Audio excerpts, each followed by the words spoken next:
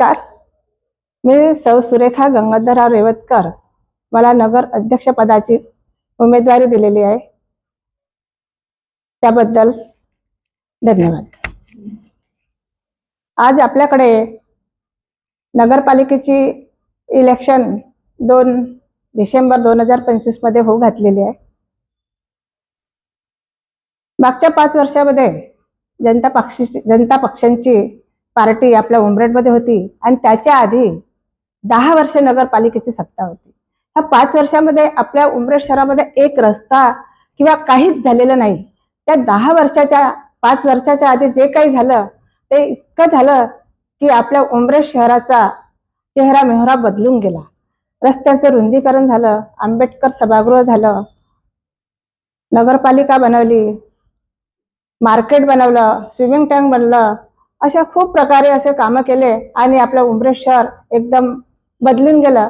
तर जर तो व्यक्ती 2 वर्षांनी उमरेड शहरामध्ये आला तर उमरेड ओळखू येणार नाही, इतका उमरेड शहराचा विकास झाला आणि चेहरा मेहरा पुरा बदलून गेला.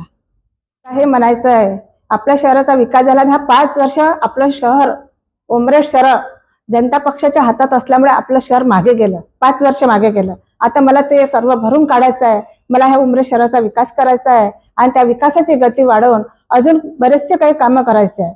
ज्या नवीन भाग आहे त्या भागामध्ये लहान मुलांसाठी शाळा काढायची आहे, कारण गोरगरिबांच्या मुलांना CBSE शिकायचं असलं तर प्रॉब्लेम म्हणजे 50-50 हजार रुपये 1 महिन्याला द्यावं लागते. ते पैसे त्या गोरगरीब देऊ शकत नाही. त्यामुळे माझी इच्छा आहे की उमरेड शहरामध्ये नगरपालिकेची शाळा ही नवीन वस्तीमध्ये काढावी, तसेच आरोग्य केंद्र तिथे नवीन भागामध्ये उभारावं अशी माझी इच्छा आहे आणि मी हे सर्व पूर्ण करीन. स्त्रियांच्या मूलभूत गरजा, पाणी, वीज, पाणी तर हे मुबलक दिलं जाते, पण आमच्याकडे तर फार मोठ्या प्रमाणात बिल काढलं जाते आणि ते बिल नको आहे.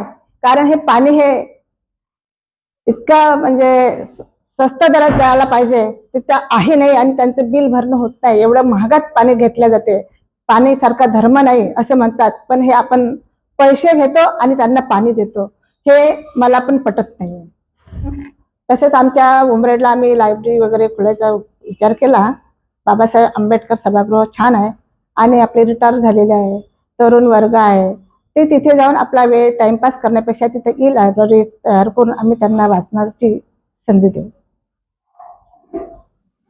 हात जोडून नम्र विनंती करते की सर्वांनी मला नगर अध्यक्षाची जबाबदारी सर्वांनी द्यावी आणि मी तुमच्या या उमरेड शहराचा विकास करीन अशी मी विनंती करते.